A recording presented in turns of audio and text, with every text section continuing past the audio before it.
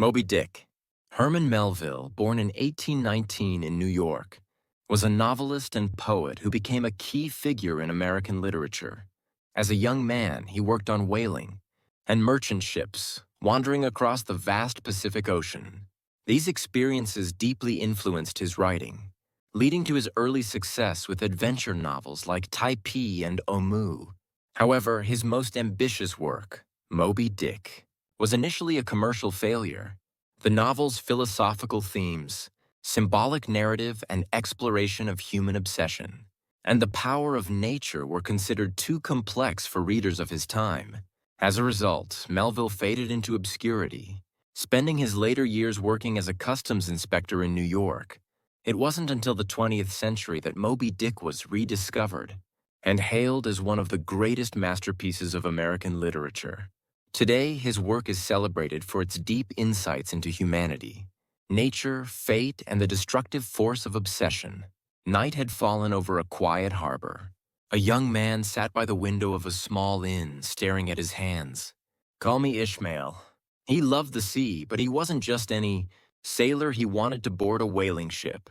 The ocean was a stage of mystery and destiny, a place where fortunes were made and lives were lost. Arriving in the port city of New Bedford, he searched for a place to stay and found himself in the company of a peculiar man, Queequeg.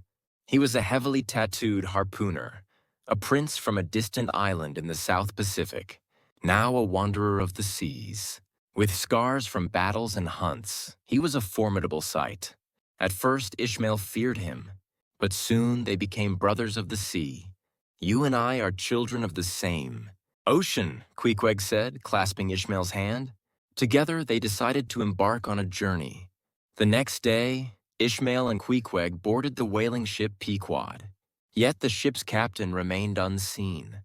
Instead, they met the officers Starbuck, the stern and cautious first mate Stubb, the light-hearted second mate, and Flask, the fearless third mate. Days passed before the captain finally appeared. He was a man with one missing leg, Ahab. His leg had been torn off by a great white whale, Moby Dick.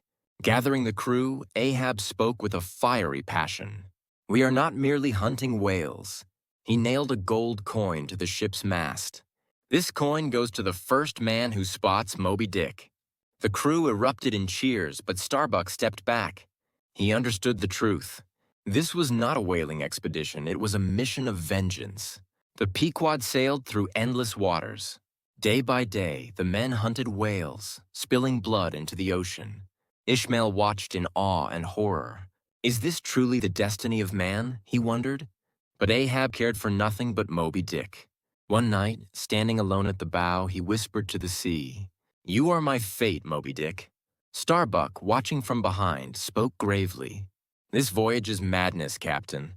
But Ahab only smiled. "If I do not slay Moby Dick, I will die." Days later, they encountered another ship. Its captain, his face pale with fear, warned them, "We have seen Moby Dick. He is a cursed beast. Turn back before it is too late." But Ahab laughed. "Turn back? I was born for this." And so the Pequod sailed into the vast Pacific, deeper into the abyss. Dark clouds gathered. The sea churned restlessly. And then he appeared. A massive white shadow rose from the depths. Moby Dick. His great eye glared down at the men as he tore through the waves. "There he is!" Ahab roared. The men leaped into their small hunting boats, harpoons in hand. Queequeg, Starbuck, Stubb, all of them faced the legendary beast. Harpoons flew, but Moby Dick did not run. Instead, he charged straight at the ship.